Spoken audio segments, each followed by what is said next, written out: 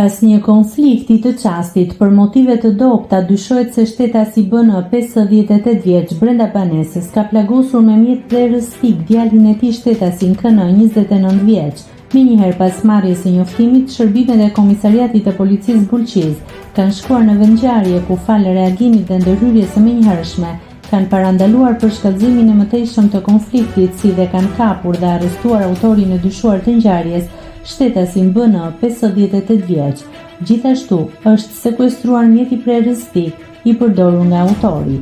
29 vjeçari i dëmtuar ndodhet në spital nën kujdesin e mjekëve jashtë rrezikut për jetën.